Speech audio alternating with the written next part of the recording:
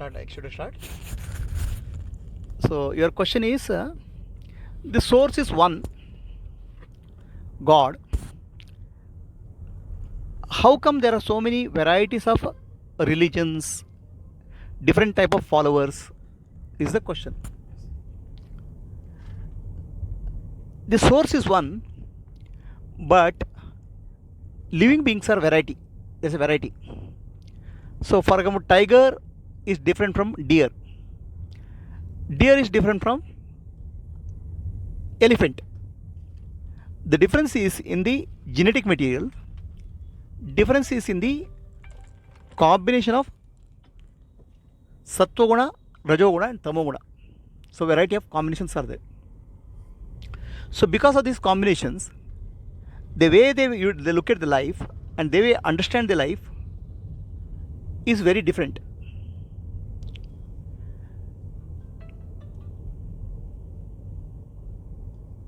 So the difference is the reason for different opinions, different paths and different religions. Three beings go to a river and one being says, "Oh, what a nice river. I can do some agriculture from this river." So that's a human being.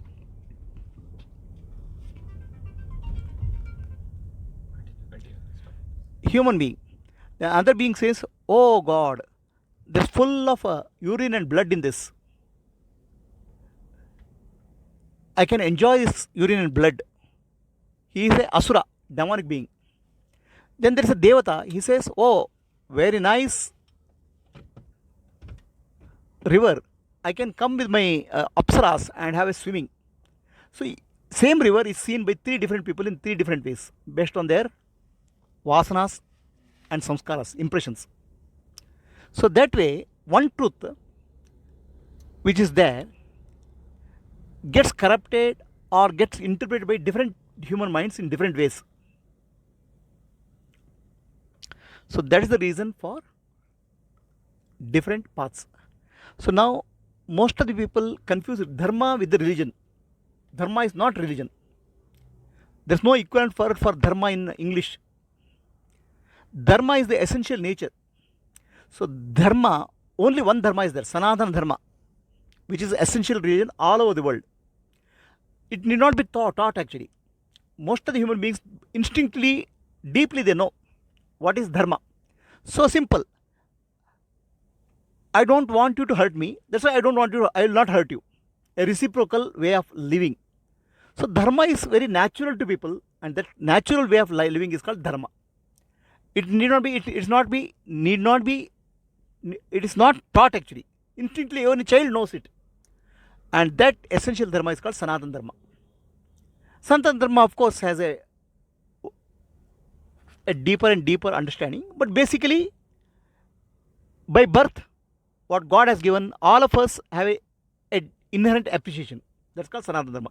It doesn't depend on religion, people, or caste, or community. But what happens, based on the samskaras and vasanas of the society, they will interpret it. And this interpretation is called mata. Mata means opinion. Dharma is only one. But mata is only one. The interpretation. The mata is what is called religion in English.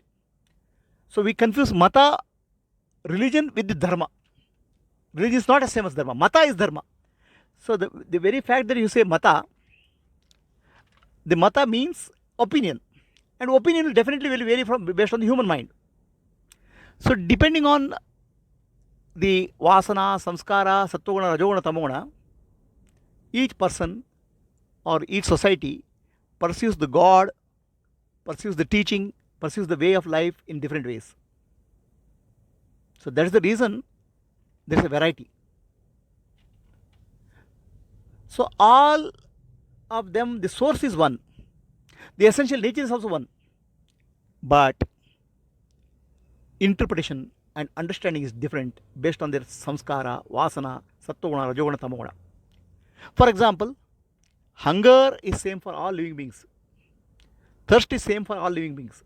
Similarly, dharma is same for all living beings. That dharma which is same for all living beings is called Sanatana Dharma. It's not a man-made religion. Sanatana Dharma is all human beings inherently know it. That's called Sanatana Dharma. But what is interpreted by human beings is not necessarily same. Interpretation is very different. In interpretation, there is a problem or vasana and samskara. But when people interpreted it, why a person who know the dharma were not able to correct the people? See, when the interpretations are different, why person who knows dharma cannot correct the people? It is not easy.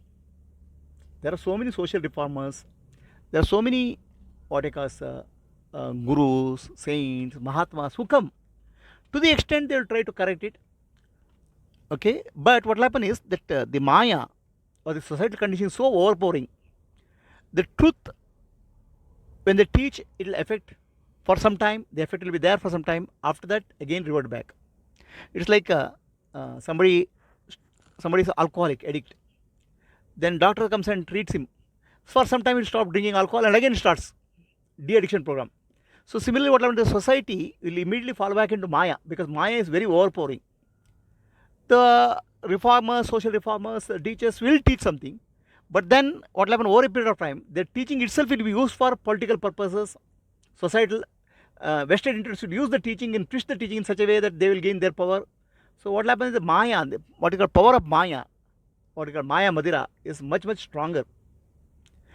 For a teaching to be well established, you need a good education system. Okay, so that the education system or spiritual education system right from the childhood is very important. In the absence of education system, the society or wrong conditioning overpowers. In India, we had a very good Gurukula system for many centuries or many generations. So it used to produce quality understanding of life. But over a period of time, that system degenerated or got destroyed. So without a proper education system, the system cannot be established. Even a great teacher comes and teaches for some time. Within no time, the teacher will be overtaken by Western interests. They will be twisted and manipulated for their Western interests. But still, even though so many changes are happening, still we find, somewhere the Sanatana Dharma is still alive and Yeah. The process is still going on. Yes. See, Sanatana Dharma, the Dharma, Sanatana Dharma is still alive and process going on. The Sanatana Dharma is not man-made. Sanatana Dharma is the essential nature of life. It is God-given. It is inherent to society. All human beings, by and large, they may not call it Sanatana Dharma. By and large, they know what is Dharma.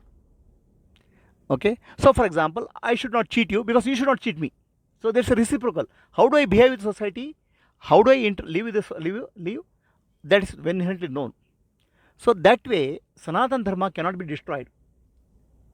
Implementation of Sanatana Dharma can be distorted. Implementation, but the Dharma itself cannot be destroyed. Whereas other religions, they are not original. They are man-made. There will be some prophet or somebody who will come and try to interpret and try to teach. Those religions have a birth and a possibly decline and death. Whereas Sanatana Dharma has never had a birth and never will have a death. It can decline in terms of interpretation, not in the essential nature. So then when Sri Krishna says, Idaya dharmasya glani bhavati bhavarata, whenever dharma, there is a glani means decline in following interpretation, then I'll come and uplift it. It is not that dharma cannot be destroyed. The people can misunderstand and misinterpret. So that is a correction required. Let us give you a simple example, right? Dharma is inherently known to people. Let's say you take a child. Okay, take a child and give a child one apple and one rabbit. What child will do? Child will eat the apple and play with the rabbit, right? But the same child, when it grows up, will eat the apple and kill the rabbit also, and eat the rabbit also. This is actually samskara. Inherently, child knows I should not kill rabbit. Inherently, child knows I should play with the rabbit.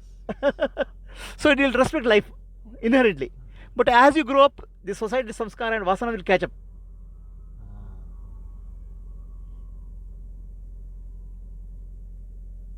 Until and unless the old Gurukulas will not come into existence, the changes will not happen. Until unless a spiritual education is established as a systematic way of teaching. So that's where here the challenge here, right? Most of the people think that spirituality is post midlife. After midlife, I learn something. But spirituality is to be learned when the mind is young. Okay, good samskaras, good understanding is established by the age of child reaches 10 to 12 years. That means it has to be part of spiritual education at a very young age.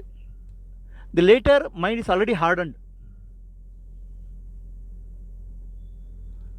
The Gurukula system has to be re-established. That's what we are trying to do in a very small way in elite program, trying to bring spiritual education in the young minds. And the challenge here is that they have their own schooling system where a lot of workload is there, homework is there.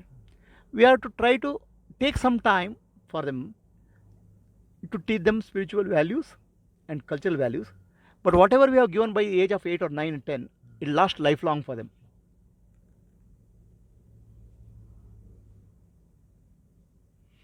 Any questions?